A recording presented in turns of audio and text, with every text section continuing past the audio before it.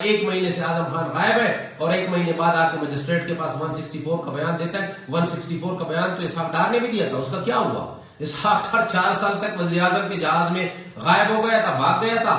وہی ملزم بلکہ مجرم وہ واپس آیا اور وہ وزیر خزانہ بنا. نہیں تو خدا نہ خواستہ اس ریاست کو نقصان ہوگا، جو کہ ہم 1971 میں دیکھ چکے ہیں. 1947 میں جو ہمارا ملک بنا تو یہ کیسے بنا؟ مطلب اس وقت ہماری کوئی تگڑی فوج تھی یا مسلح جدوجہد کی ہم نے جتے تھے یا ہم نے سیاسی جدوجہد کی ہمارے بڑوں نے؟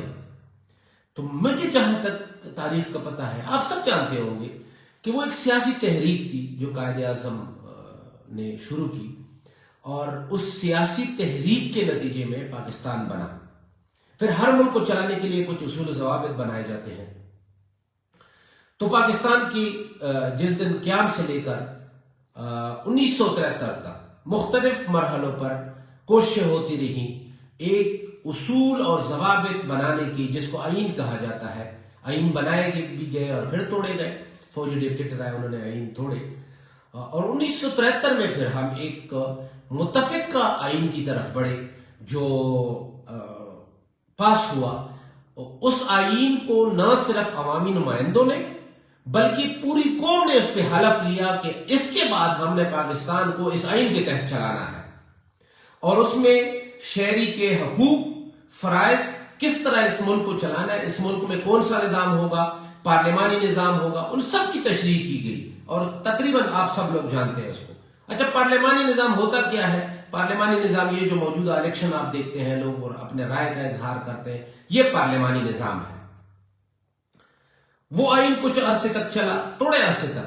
اس کے بعد ایک فوجی ڈکٹیٹر نے اس آئین کو ردی کی ٹوکری میں ڈالا اور 11 سال تک بلا شرکت غیر وہ حکومت کرتا رہا.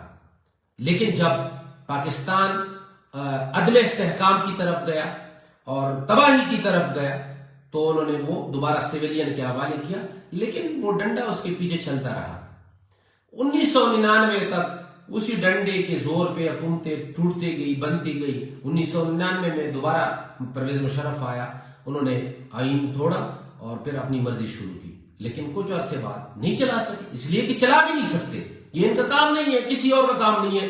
جو آئین قوم نے متفقہ طور پر منظور کی ہے اور اس کی وفاداری کا حلف لیا ہے، اس کی پاسداری کا حلف لیا ہے، اس کے بغیر کیسے چلے گا؟ اس کے بعد یہ نام نہاد جمہوریت، لوگ آتے گئے، پارٹیاں بنتی گئی، جو کہ آج بھی ہو رہا ہے. 2018 تک سسٹم چلا. 2018 کے بعد پاکستان تحریک انصاف کی حکومت آئی، اور میں اس میں بھی مجھے کوئی کہنے میں آر نہیں ہے کہ ہو سکتا ہے اس میں بھی لوگ شامل ہوں، پیچھے کوئی لوگ ہوں، انہوں نے نیگیٹو یا پازیٹو جو بھی رول ادا کیے ہوں. لیکن اس کے بعد جب ہماری حکومت ختم ہوئی ہے، اصل جو سوال ہے میں اس کی طرف آ رہا ہوں. یہ فیصلہ کس نے کرنا ہے کہ آگے انتخابات میں کس کس پارٹی نے حصہ لینا ہے؟ یہ فیصلہ کس نے کرنا ہے کہ ملک کا وزیر اعظم کون ہوگا؟ یہ فیصلہ کس نے کرنا ہے کہ ٹی وی پہ عمران خان صاحب کا نام لینا ہے یا نہیں لینا ہے؟ یہ فیصلہ عوام نے کرنا ہے یا پھر عدالتوں نے کرنا ہے؟ اگر عدالتوں کو بھی نہیں مانیں گے، عوام کی رائے کو بھی نہیں مانیں گے، تو پھر یہ معاملہ کس طرف جائے گا؟ یہ میرے علم کے مطابق، میرے ذہن کے مطابق سوال ہی پیدا نہیں ہوتا کہ ہم کامیابی کی طرف جائیں. ہوگا کیا؟ تصادم ہوگا، نقصان ہوگا، ملک کا نقصان ہوگا، ریاست کا نقصان ہوگا. ہم ہو یا نہ ہو، ہم سے کوئی فرق نہیں پڑتا، ایک شخص سے کوئی فرق نہیں پڑتا، لیکن لیڈر سے فرق پڑتا ہے. لیڈر روز روز پیدا نہیں ہوتے. عمران خان صاحب اس وقت لوگوں کے پسندیدہ لیڈر ہیں. یہ فیصلہ عوام کو کرنے دیں کہ وہ عمران خان صاحب کو ریجیکٹ کرتے ہیں یا اس کو سلیکٹ کرتے ہیں. اس لیے کہ آپ نے تو سلیکٹڈ کہا تھا، اور اسی سلیکٹڈ کے خلاف الیکشن لڑنے سے آپ بھاگ رہے ہیں. اب میں نے آپ سے بات کی تھی اپنی گرفتاری سے متعلق، میں کہہ رہا ہوں کہ مجھے کہہ رہے ہیں کہ آپ سرنڈر. میں نے کیا جرم کیا ہے؟ میں نے یہ جرم کیا ہے کہ میں عمران خان کے ساتھ پڑا ہوں، عمران خان صاحب کا ساتھی ہوں. نہیں تو میں نے تو کسی کو ہاتھ بھی نہیں اٹھایا، گالی تک نہیں دی ہے، خدا نہ خواستہ. کوئی کیا جرم کیا ہے؟ ورنہ تو پاکستان میں وہ ایک قتل کی ویڈیو آئی جو بندے پہ چڑھائی تھی، وہ بھی عدالت نے اس کو کہا کہ گواہان نہیں ہے تو اس کو بھی چھوڑ دیا. بہت سارے واقعات ہیں. لاہور کا واقعہ جو ہے، ماڈل ٹاؤن کا، کراچی کے 270 لوگ جو جلائے گئے، 12 مئی کا واقعہ ہے، اور بہت سارے واقعات، وکیل زندہ جلائے گئے، اور عام بیچارے لوگ تو مارے جا رہے ہیں اور ان کو کوئی سزا نہیں ملتی۔ تو میرا کہنے کا مطلب یہ ہے کہ مجھے گرفتار کر لیں گے، میں اندر چلا جاؤں گا، مجھ سے کیا ہوگا؟ جو 25 کروڑ عوام ہے ان کو فیصلہ کرنے دیں، نہیں تو خدا نہ خواستہ اس ریاست کو نقصان ہوگا، جو کہ ہم 1971 میں دیکھ چکے ہیں۔ 1971 میں اس وقت کے لوگوں نے کہا تھا، جو برسر اقتدار تھے، جو طاقتور تھے، کہ بنگال کی ہمیں زمین چاہیے، ہمیں بنگالی نہیں چاہیے۔ تو نہ آپ کو زمین ملا، نہ بنگالی ملے، اور وہی بنگالی آج آپ سے بہت آگے ہے، ترقی میں ہر قدم پہ آگے ہے۔ یہ نہیں ہو سکتا کہ آپ عدالتوں کو بھی کنٹرول کریں، آپ لوگوں کو اپنی مرضی سے سزائیں دیں، اور ایک بڑی پارٹی کے سربراہ پر 200 FIR کریں۔ خدا کا غضب! کیا ہوگا اس سے؟ یہ 200 FIR آپ نے کیوں کی؟ اس لیے کی کہ آپ کو پتا ہے کہ آپ کسی FIR میں بھی سزا دینے کے قابل نہیں ہے، آپ گرفتاری نہیں کر سکتے، اس لیے آپ اس کو FIR پہ FIR کریں۔ اب سائفر، او بھائی سائفر اگر نہیں تھا تو اس وقت آپ نے سیدھا سیدھا کہنا تھا کہ سائفر نہیں تھا۔ دوبارہ آپ کی اپنی میٹنگ ہوئی نیشنل سیکیورٹی کمیٹی میں، اسی میں کہنا تھا کہ جی سائفر کوئی چیز نہیں تھی، عمران خان صاحب نے بڑا غلط کیا اور دھوکہ کیا۔